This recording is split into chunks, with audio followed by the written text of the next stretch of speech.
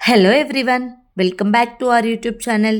Last పార్ట్లో శకుని దుర్యోధనుడితో ఈ హస్తినాపురం నుంచి వెళ్తున్న ప్రజలందరినీ మనము ఆపి వెంటనే ధృతరాష్ట్ర మహారాజుతో మాట్లాడాల్సి ఉంటుందని దుర్యోధనుడు చెప్తాడు. ఆ తర్వాత ఏం జరిగిందో ఇప్పుడు తెలుసుకుందాం.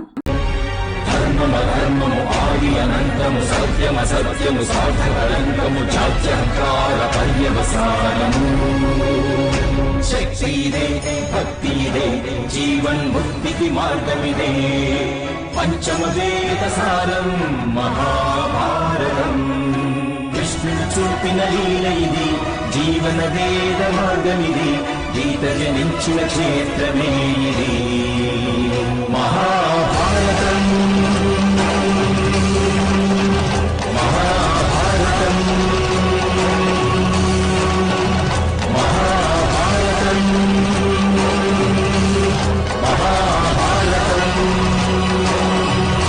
ఆ తరువాత విదురుడు ధృతరాష్ట్ర మహారాజుతో స్వయంగా దేవశిల్పి విశ్వకర్మయే పాండుపుత్రుల కోసం నూతన నగరాన్ని నిర్మించాడన్నయ్య. ఇప్పుడు మనం ఆ నగర పూజకు 1,00,000 గోవులను పంపించే సమయం ఆసన్నమైందన్నయ్య అని చెప్తాడు. వెంటనే ధృతరాష్ట్రుడు విదురుడి మీద కోపంతో, నీ మాటల్లో నాకు సందేహం వినపడుతుందేంటి మహామంత్రి? అంటే ఈ ధృతరాష్ట్రుడు ఇచ్చిన వాగ్దానాన్ని మర్చిపోయాడనుకున్నావా అని అంటాడు. అప్పుడు విదురుడు, మర్చిపోవడం కాదన్నయ్య, నిరుపేదలకు దానం ఇవ్వడం వల్ల మంచిదే జరుగుతుంది. కానీ సమర్థుడైన వాడికి అధికారం ఇచ్చేటప్పుడు ఈర్ష్య పుడుతుంది. నేను మాట్లాడేది యువరాజు దుర్యోధనుడు గురించి అని అంటాడు. వెంటనే ధృతరాష్ట్ర మహారాజు కోపంతో మహామంత్రి అని అంటాడు. అదే సమయంలో శకుని అక్కడికి వచ్చి, యువరాజు మహావీరుడు, ధర్మ మార్గాన నడుస్తాడు. యువరాజు ఖచ్చితంగా తన వాగ్దానాన్ని నెరవేరుస్తాడు. కానీ 1,00,000 గోవులే ఎందుకు? మన రాజ్యంలో ఉన్న గోవులన్నిటినీ, స్వర్ణముద్రికలన్నిటినీ ఇంద్రప్రస్థానికి ఇచ్చేద్దాము అని అంటాడు. వెంటనే విదురుడు, అంత కటాక్షం ఎందుకులే గాంధార రాజా అని అంటాడు. అప్పుడు శకుని, కటాక్షం కాదు మహామంత్రి, రాజ్యానికి అసలైన సంపద స్వర్ణముద్రికలో, గోవులో కాదు కదా. రాజ్యానికి అసలైన సంపద అక్కడ ఉన్న ప్రజలే కదా. యువరాజు 1,00,000 గోవులను, 1,00,000 స్వర్ణముద్రికలను పాండుపుత్రుల కోసం ఇస్తాడు. పాండుపుత్రులు సుసంపన్నం కోసం తనను తాను కోల్పోతాడు. మరి కోల్పోయిన ఆ సంపదను తిరిగి ఎలా పొందగలడు మహామంత్రి అని అంటాడు. వెంటనే విదురుడు, హస్తినాపురంలో ఉన్న ప్రజలు తమ కాయకష్టంతో హస్తినాపురాన్ని ఇప్పటివరకు సుసంపన్నం చేస్తూనే వచ్చారు, ఇకపైన కూడా సుసంపన్నం చేస్తారు అని అంటాడు. అప్పుడు శకుని, అంటే హస్తినాపురంలోని ప్రజలకు ఇంద్రప్రస్థం వెళ్ళడానికి అనుమతి లేనట్లే కదా మహామంత్రి, ఇదే నేను తెలుసుకోవాలనుకున్నది అని అంటాడు. శకుని మాటలు విన్న ధృతరాష్ట్రుడు, ఏమిటి నీవనేది అని అంటాడు. అప్పుడు శకుని, మహారాజా, అక్కడ నూతన నిర్మాణం జరుగుతుంది. హస్తినాపురాన్ని వదిలి ప్రజలందరూ ఇంద్రప్రస్థానికి వెళ్తున్నారు. నాకు భయంగా ఉంది మహారాజా. ఒకవేళ ఈ హస్తినాపురంలోని ప్రజలంతా ఇంద్రప్రస్థానికి వెళ్తే ఇక ఈ హస్తినాపురానికి అభివృద్ధి చెందే అవకాశమే ఉండదు. ఒకవేళ ఇదే విధంగా జరిగితే మంత్రివర్యులు ఏం చేస్తారు అని అడుగుతాడు. వెంటనే భీష్ముడు, ఏనుగు పైన మావటివాడు ప్రేమ అనే అంకుశాన్ని వినియోగిస్తాడు. ఇందువలనే ఏనుగు ఆ మావటివాడిని వదిలి ఎక్కడికి వెళ్ళదు. దుర్యోధనుడు కూడా ఇదే విధంగా ప్రజలపై ప్రేమ అనే అంకుశాన్ని వినియోగించాలి గాంధార రాజా అని అంటాడు. అప్పుడు శకుని, నిజమే మహితాత్మ, ప్రేమ అనే అంకుశాన్ని వినియోగించే ముందు ఆ ఏనుగుని మహాక్రూరంగా పట్టుకుంటారు. ఇది మీరు మరిచినట్లున్నారు మహితాత్మ. ప్రజల్ని మాత్రం హస్తినాపురాన్ని విడిచి ఎక్కడికి వెళ్ళనివ్వకూడదు అని నా మనసు చెప్తోంది మహారాజా అని అంటాడు. వెంటనే ధృతరాష్ట్ర మహారాజు, మీ మాటలు నిజమే శకుని. మహామంత్రి, మీరు ఒక ప్రకటన చేయించండి. హస్తినాపురాన్ని త్యజించి ఎవరూ ఇంద్రప్రస్థం వెళ్ళకూడదు. ఒకవేళ నా ఆదేశాన్ని ఎవరైనా అతిక్రమిస్తే వారిని బందీలుగా చేసి దండిస్తామని అంటాడు. వెంటనే భీష్ముడు, అలా కాదు పుత్ర అని అనబోతూ ఉండగా ధృతరాష్ట్ర మహారాజు, పెదనాన్న, ఈ నా ఆదేశాన్ని మీరే అమలు చేయాలి, మీకేమీ అభ్యంతరం లేదు కదా అని అంటాడు.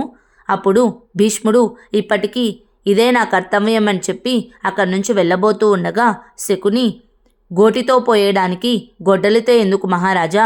భీష్ముల వారిని ఇంతటి చిన్న విషయానికి కష్టపెట్టడం ఎందుకు? మీరు నాకు ఆజ్ఞ ఇస్తే నేను అంగరాజు కర్ణుణ్ణి ఈ పని అమలు చేసేందుకు నియమిస్తాను అని అంటాడు. అప్పుడు ధృతరాష్ట్ర మహారాజు, అయితే అంగరాజుని ఆదేశించండి, హస్తినాపురం ద్వారాలను మూయించమని, ప్రజలను హస్తినాపురాన్ని వదిలి ఎక్కడికి వెళ్ళనివ్వకుండా చూడమని అంటాడు. వెంటనే శకుని తమరి ఆజ్ఞ మహారాజా అని అక్కడి నుంచి బయలుదేరుతాడు. ఆ తర్వాత ప్రజలందరూ హస్తినాపురాన్ని వదిలి ఇంద్రప్రస్థానికి బయలుదేరుతూ ఉంటారు. అదే సమయంలో సైనికులు దుర్గద్వారాలను మూసివేస్తూ ఉంటారు. ప్రజలందరూ ఒకరినొకరు తోసుకుంటూ ముందుకు వెళ్ళాలనుకుంటారు. అదంతా చూస్తూ ఉన్న అంగరాజు కర్ణుడు ఏమీ మాట్లాడకుండా చూస్తూ ఉంటాడు.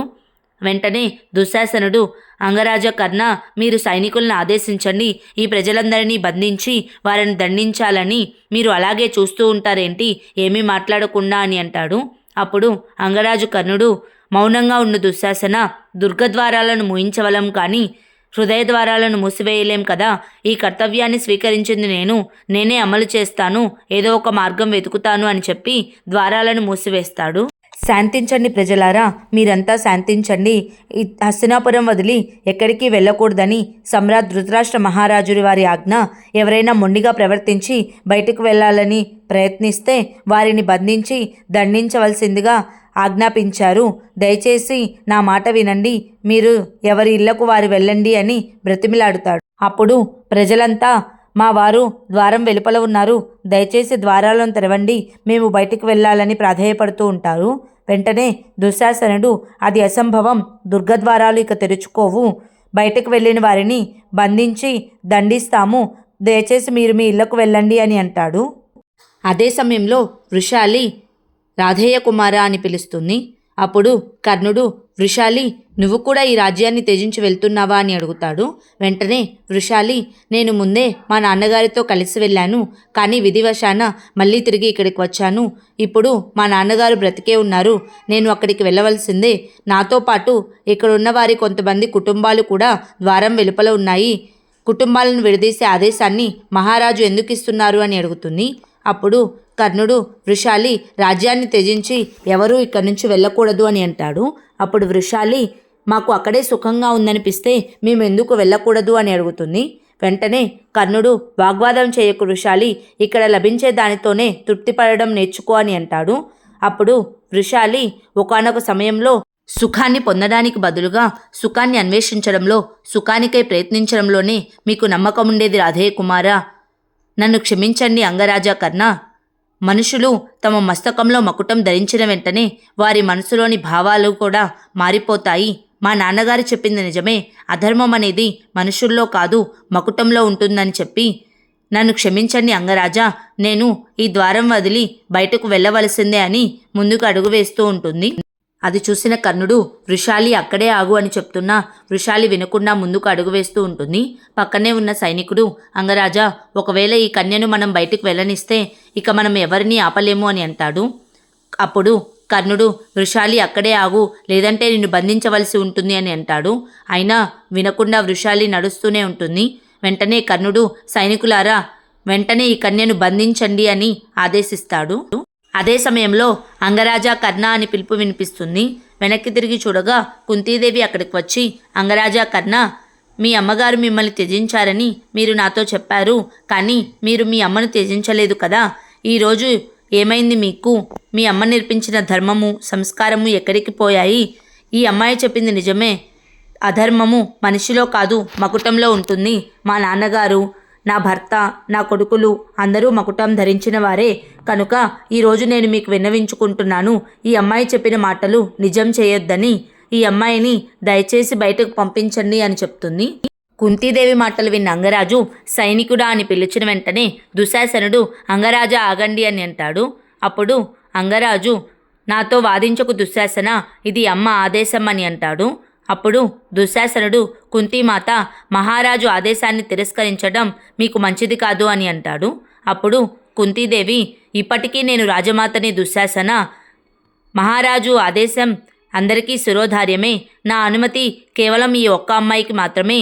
ఈ అమ్మాయికి నిజాన్ని అర్థం చేసుకోగల శక్తి ఉంది, నిజాన్ని ధైర్యంగా చెప్పగలిగే ఆత్మగౌరవం ఉంది. మా బావగారి మీద నాకు నమ్మకం ఉంది, నా మాటను తిరస్కరించరని. ఈ అమ్మాయి నా రక్షణలో ఉంటుంది. నేను నగర పూజకై ఇంద్రప్రస్థం వెళ్ళినప్పుడు వాళ్ళ నాన్నగారికి నేను క్షేమంగా అప్పగిస్తాను అని చెప్తుంది. దుశ్శాసనుడు కోపంతో అక్కడి నుంచి వెళ్ళిపోతాడు. ఆ తరువాత కుంతీదేవి, అంగరాజా, అధర్మం అనేది మకుటంలో ఉండదు, మకుటం పట్ల ఉన్న దురాశలో ఉంటుంది. ఒకవేళ మీరు ఆ దురాశనే కర్తవ్యమని భావించడం లేదు కదా అని అడిగి అక్కడి నుంచి వెళ్ళిపోతుంది. ఆ తర్వాత ఏం జరిగిందో నెక్స్ట్ పార్ట్లో తెలుసుకుందాం. Please like, share and subscribe to our YouTube channel. Thank you.